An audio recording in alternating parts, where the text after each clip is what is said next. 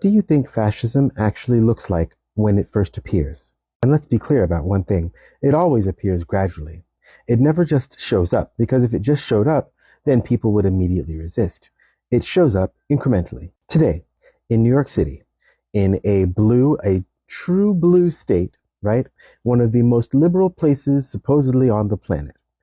Kathy Hochul, the governor, announced that they were going to be having National Guard in the MTA subway systems to stop the rise of crime. Darlings, the NYPD has more of a budget than the entire military of many countries in the world.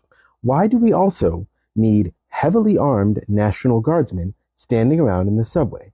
I'm going to answer my own question by saying fascism is just what it looks like when our streets look like what we're doing all around the world.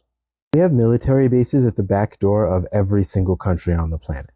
There is no place you can go in the world without essentially the barrel of an American weapon pointed at you. Now, under the guise of protecting us, they are making it so that we are even more used to seeing these gun barrels pointed at us all day long. This is why we can't take people who say vote blue no matter who seriously, or that there is such a giant difference between the blue team and the red team. And what's more, not only are they going to have actual soldiers in the subways, they're also instituting mandatory bag checks. Now, they're not going to be checking everyone, but they can just select you for one of these random checks, and you either have to be searched by them or you have to leave the station immediately. They're also talking about putting cameras in every subway car by the end of this year. Are they doing this because New York is truly crime-ridden? Absolutely not. Okay, I'm old enough to have been here during the 90s when there actually was crime, during the 80s when there actually was real crime. Like, it was literally scary to go some places. And that's not happening. There's nothing like that happening anymore. This has nothing to do with public safety and everything to do with the fact that they see that we are standing up and fighting back. They're watching all of these protests. They're watching what they're doing to us and how we are reacting. And they're saying, you know what? Y'all need to get used to us having our boot on your neck. So we're just going to put soldiers, not just police who are already over militarized, but actual soldiers too, just so you know who the fuck is in charge here. And yes, this is analogous to the way that we treat every country in the world.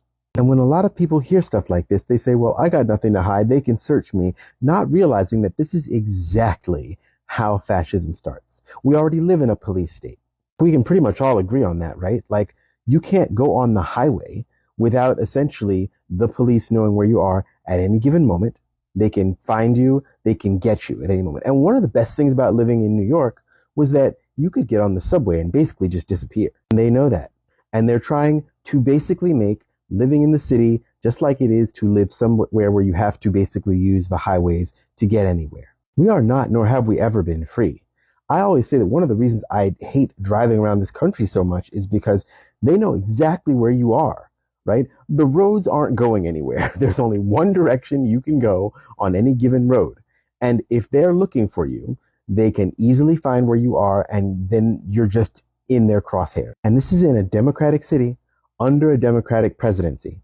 It's not getting any better. I don't say any of this to scare anyone, because we've lived this our whole lives, honestly. It's just getting worse. So we have to start acting accordingly. And that is all I will say on that.